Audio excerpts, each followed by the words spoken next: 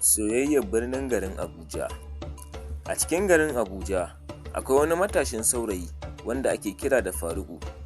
Faruku ya kasance ɗan gidan wani attajirin ɗan kasuwa ne, sannan mahaifiyarsa ta kasance tana koyarwa a wata jami'a, sannan shi ma Faruku ɗalibi ne a cikin wata jami'a. Faruku yana da mota, yana da babur, sannan kuma yana da kayan da duk wani abu da zai sa rayuwarsa ta yi sauƙi. A ɗaya ɓangaren kuwa, akwai wata kyakkyawar yarinya wacce ake kira da Husna. Husna ta kasance 'yar asali amma dai 'yar talakawa ce, saboda mahaifinta direba ne, haka zalika mahaifiyarta tana da wani ƙaramin kanti. Ita kuma Husna ta kasance tana da burin ita ma ta yi karatu, saboda haka tana wani ɗan ƙananan kasuwanci kamar sai da turare da atamfofi saboda ta taimaka wa kanta. A sanda Faruku ya fara ganin Husna, sun haɗu ne a gurin shagalin bikin wata ƙawarsu wacce ake kira da Zainab. Tun daga lokacin da Faruku ya ga Husna ya kasance yana matuƙar santa, domin a lokacin ya ji santa ya shiga zuciyarsa. Ita ma tana son sa, amma ba ta son ta tafi zuwa gare shi, saboda ba ta jin daɗin soyayya da 'ya'yan masu kuɗi. Amma dai duk da haka Faruku bai haƙura ba. Haka ya ringa tura mata saƙonni ta wasu, sannan ya ringa kiranta ta waya. A duk lokacin da suka haɗu zai ringa yi mata murmushi. Kawai Husna ta ba shi dama domin su ci gaba da soyayya. Ana cikin haka, kullum duk sati yakan kai ta domin su sha askirim, wata ran kuma ya kai ta restaurant domin su ci abinci. Soyayya su ta yi tsamari saboda ta yi kyau sosai. Ana cikin haka ashe a ɗaya ɓangaren, mahaifiyar Faruku kwata-kwata ba ta son ɗanta Faruku ya auri 'yar talakawa. Wata rana mahaifiyar Faruku ta kira shi ta zaunar da shi a falo tana tambayar cewa, Faruku, na ji an ce kana biyo wata yarinya a makaranta, wace ce ita? Faruku ya yi murmushi ya ce, wallahi mama, budurwata ce, sunanta Husna, kuma yarinyar kirki ce, kuma sannan tana da asali. Mahaifiyar Faruk ta girgiza, ta ce, Faruk, kai ɗana ne, kuma kai ne ɗanmu ɗan fari, saboda haka ba za mu bari ka auri 'yar talakawa ba. Faruk bai ji daɗi ba, amma duk da haka bai ce komai ba, saboda ya san cewa dole a soyayyarsa zai fuskanci ƙalubale, musamman soyayyarsa ta fari.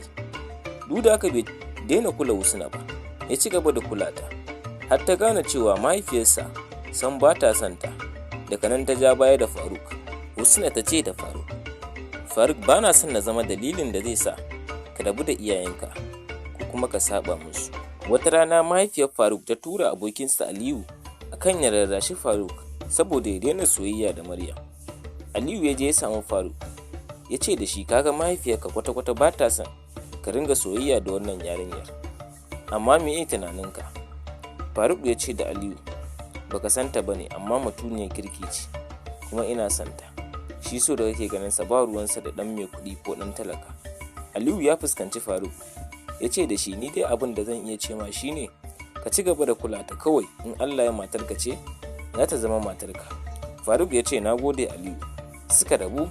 Mahaifiyar Faruku ta ga alamun cewa ɗanta ya ƙi ji, sai ta same ta ce mai, Faruk, idan har kana so ka auri Husna, to dole sai ta daina wasu abubuwa da take yi, musamman makaranta, kuma sannan sai ta daina kasuwancinta. Faruk ya ji ba daɗi, amma ya je ya samu Husna ya gaya mata. Sam Husna ta ji ba daɗi, saboda karatu shine muradinta, kuma shine burinta. Husna ta yi mamaki, ta ce da Faruku, to me yasa zan bar duk burina saboda a yarda da ni? Faruku ya ji ba daɗi, saboda ya san cewa idan har budurwarsa ta bar duk wannan burin nata, to sam ba zai ji daɗi ba, kuma ita ma ba za ta ji daɗi ba. Ya samu mahaifiyarsa ya ce mata, mama, idan har kina so na, kuma kina son ki ganni kullum cikin faran-faran, to don Allah ki banni na auri wacce nake so, don Allah, don Annabi, ba don ni ba. Bayan wani lokaci, mahaifiyar Faruku ta fuskanci soyayyar ɗanta san ba ta wasa ba ce, saboda haka ta same shi ta ce mai, Faruku, idan har tana son ka da gaske, to tabbas na yarda da ita, kuma sannan zan bar ku yi aure. Ya yi murna, kuma sannan ya ji daɗi sosai, saboda haka ya je ya faɗa mata.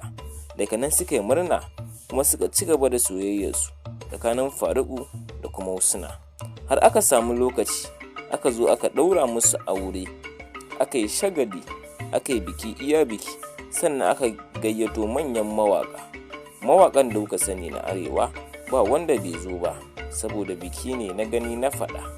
Ƙarshen labarin Husna da Faruq. Wannan labari ne wanda yake faruwa musamman a yankunanmu na arewa, wacce wata mata mai matuƙar kyau wacce take da mugun kyau wacce ake kiran da suna amarya, saboda tsananin kyanta har wasu daga cikin mutane suke cewa ba mutum ba ce, aljana ce. Farkon labari, akwai wata kyakkyawar yarinya wacce ake kira da Fatima, wacce take zaune a cikin wani gari wanda ake cewa garin duhu. Saboda tsananin duhun garin, mutane sukan jin tsoron wasu abubuwa, musamman kukan tsuntsaye irin wanda ba a saba ganin su a cikin al'umma ba. Fatima ta kasance 'yar gidan wani attajirin mai kuɗi wanda mahaifinta ya shahara a fannin tsoron aljanu. Duk da haka ne ya sa ma baya barin 'ya'yansa su fito da daddare, saboda yana tunanin tabbas za su haɗu da aljanu. Fatima ta kasance kyakkyawa ce, sannan kuma ga ta doguwa, tana da wasu idanu bula-bula, musamman idan ta kalle ka da idanun nan nata sai ka ji tamkar an tsine ma, saboda tsananin hasken da yake cikin wannan idanu nata. Saboda mugun kyanta, samari da dama sun zo neman aurenta, amma duk wanda ya zo neman auren Fatima daga nan sai ya faru da wasu abubuwa.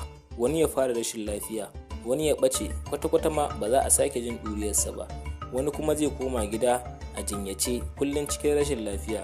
Tun daga nan mutane suka fara tunanin cewa tabbas Fatima ba mutum ba ce, sai dai an samu wani jarumi kuma sadauki wanda ake kira da ɗan Juma. Ɗan Juma ya yanke shawarar zai auri Fatima duk da jita-jitan da yake ji a kai. Saboda haka ya je nemi izini wajen mahaifinta. Mahaifinta ya bashi auren Fatima, amma sai dai iyayen ɗan Juma sam ba sa so, da mahaifiyarsa da kuma 'yan uwansa suna ta cewa zai auri aljana. An yi auren Fatima da ɗan Juma cikin kwanciyar hankali, sannan an yi biki iya biki. Sai dai lokacin da ɗan Juma zai tafi da amaryarsa da daddare, suna cikin tafiya ya ji tsoron da bai taɓa ji ba, saboda wani al'amari da ya faru da su a yayin tafiyarsu. Gaba ɗaya gari ya canja, aka yi wata iska mai mugun ƙarfi, sannan gaba ɗaya kwangaye da suke cikin wannan jeji da kuma fitilu kowanne ya faɗi, fitilu suka ɗauke, bishiyoyi suka kwanta. Can an kusa zuwa gidan ɗan Juma sai suka ji wata murya mai ƙarfi. Ɗan Juma sai ya ji ana cewa, ka ɗauki ɗan uwanku kuma ba za ku dawo da shi ba. Ya ji tsoro sosai, amma ya ci gaba da tafiya. Can sai amarya ta cake ta tsaya a guri ɗaya. Dan Juma ji ta mai wata murya mai ƙarfi inda take ce mai, ka aure ni amma baka san ko ni wace ce ba. Nan take ta daga Dan Juma sama da hannu ɗaya kamar yadda mutum zai daga jariri, sannan ta hau can saman bishiya da shi. Daga nan ta ɓace ta bi iska. Dan Juma ya faɗo. Tun daga nan ba a sake jin labarin Fatima ba. Bayan kwana biyu Dan Juma ya dawo cikin hayyacinsa, amma dai ya daina magana har abada. Mutane wasu sun ce Fatima aljana ce, wasu kuma sun ce Fatima fatalwa ce ta dawo duniya domin ta gwada jarumtar mutane. Wannan shine ƙarshen labarin Dan Juma da kuma Fatima.